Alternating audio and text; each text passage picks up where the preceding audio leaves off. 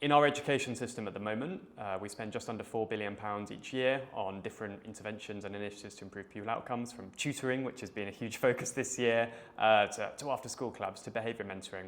And often these programmes are targeted at the most disadvantaged kids who are most in need of that support. Frankly, for a lot of that stuff, we don't know if it's working or if it's not. And crucially, we also don't know, not just is it making an impact on academic outcomes, but also kids' broader well-being, their motivation, their engagement in the school system. ImpactEd was set up to address what we call the evaluation deficit. And for us, that means that there are no shortage of well-meaning, often very effective initiatives and ideas in the education system. But actually understanding the impact that they're having in a meaningful way is really, really challenging. The moment I realised this work was really important was on a road trip back in 2017. I went around the country, interviewed 31 different head teachers, and I asked them all the same question. You do a whole bunch of different initiatives and programmes in your school.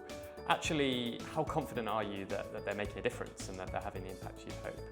And of those 31, just one school leader came back and said they had any faith in what they were doing. At ImpactEd, we're really passionate about trying to understand what's working where and sharing that in a really systematic way. How do we help people kind of work through that structured process, but also be really sensitive to different needs and contexts as well, because we work with a range of different partners in very different settings with their very different needs and very different pupils. We build the structures and the systems that help hopefully teachers work smarter and kids be better supported. That's really what drives me.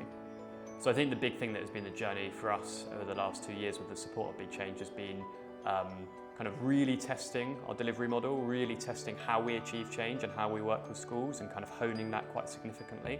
I think just having that quite open, quite kind of partnership-based relationship, that's been really, really supportive of our growth over the last few years. We now reach over 600 schools, more than 500,000 children. And I think for us, the thing that has been really motivating during that period has been seeing actually how fervently schools and teachers and education organisations are all driven by the same thing we're driven by, which is impact and making a difference for young people. So we've been able to kind of evolve our model a lot, not just working directly with schools, but also working with those providing kind of programmes or interventions in schools as well, being able to broaden that.